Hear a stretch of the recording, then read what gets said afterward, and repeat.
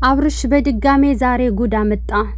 የፍቅርን ስም በደንብ በስነ ስርዓት ጥፍትፍትፍት ታደረገው ጭራሽኑ ማለት ነው። 7 አመቴ ነው ከፍቅር ጋር ከጀመርን አለና ጭራሽ ከሩታ ጋርም እያለ ፍቅርን እንደማላወራት በምን እርግጠኛ ነሽ አለ። ከሄርሜላ ጋር ሆኖም እንደሚያወራት በግልጽ ተናገረ። ኦኬ ለምንድነው የሴት ልጅ ህይወት የምታበላሽው? ከፍቅር ጋር ከሆንክ ለምንድነው ሄርሜላንስ ህይወቷን የምታበላሽባት ብላ ስትጠይቀው ያለፈ ታሪክ ማውራት አልፈልግም ብሎ ሽሽትን መረጠ።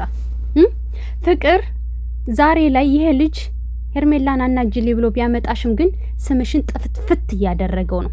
እውነት ለመናገር ከዚህ ሰው እንደውም ፍቅር ራሱ እራቂ፣ ምንም አይጠቅምሽም። ለልጁ እናት ያልሆነ ለሌሎቹ ሊሆን አይችልም ማለት ነው። ገባሽ? ግን እውነት ፍቅር አሁን ይሄ ሰው ስምሽን እያጠፋው ነው። የእውነት አንቺ አድርገሽው ከሆነ በጣም ነው ማዝነብሽ። በነገራችን ላይ መልስሽን እንፈልጋለን። እንደዚህ ካደረግሽ በጣም ነው ምናዝን። ምክንያቱም በፊት አልፈልግም ብለሽ የሄርሽው አንቺ ነሽ።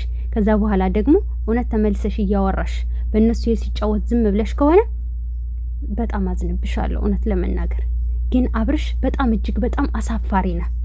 ለምንድን ነው ከኔ ህይወት ማትወጡት? እኔ እንደ ወንድ ልጅ በደል እየደረሰብኝ ነው። እኔ ብቻዬን እቀመጣለሁኝ ብዬ አስቤ ነበረ። ሌላ ላይፍ መጀመር አልፈለኩም ነበረ። ግን ደግሞ ሄርሜላና ሩታ በደል እያደረሱብኝ ስለሆነ ብቻዬንም መቋቋም አልቻልኩም። ብቻዬን የሚያስቀምጥ ነገር ምንም ነገር የለም። እንዳንድ ወንድ ልጅ ደግሞ ብዙ ፈተና ስለደረሰብኝ በቃ አዲስ ላይፍ ጀመርኩኝ። 7 አመቴ ነው ከፍቅር ጋራ ከጀመርኩኝ ብለህ ካልክ አሁን ደግሞ ሌላ ላይፍ ለመጀመር አላሰብኩም ነበረ። ግን በደል ስለደረሰብኝ ጀመርኩ ስትል እኮ ሁለቱ ተጋጨብህ ቃላቶቹ ማለት ነው። ምንድነው አቋምህ አንተ? ሲጀመር በጣም ነው የምታስጠላና የምትደብረው።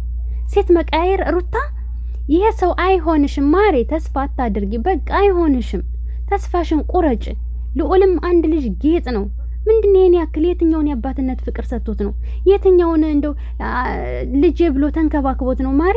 ልጄ የምትይው የልጅ አባት አብረን ፍቅርና እንትንል እንደሆነ ብዙ የከፈልኩበት ባሌ ነው። ብዙ ያደረኩለት ባሌ ነው። ብዙ የመከራ ስቃይ ያሳለፍኩበት ባሌ ነው።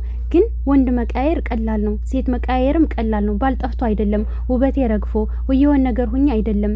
ልጄን አባቱ ጋር ሁኛ አሳድጋለሁ ብዬ ነው፣ ለልጄ ብዬ ነው ዝቅ ምል እንጂ ወንድ መቃየርም ሴት መቃየርም ቀላል ነው።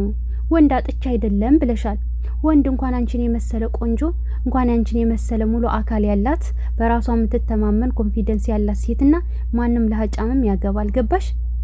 እሱም ከሱ ብሶ ደግሞ አንዴ ፍቅርን፣ አንዴ ሄርሜላን፣ አንዴ ሩታን እያለ እየቀያየረ በሴት ልጅ ህይወት እየቀለደ ብዙ ነገር ያደርጋል። እንኳን አይደለም ቀርቶ አንቺ ማለት ነው። እና ማሬ ተስፋሽን ቁረጭ። አይሆንሽም፣ ይቅርብሽ አልኩሽ። አለቀ። ሴቶች ሁላችሁም ይቅርባችሁ።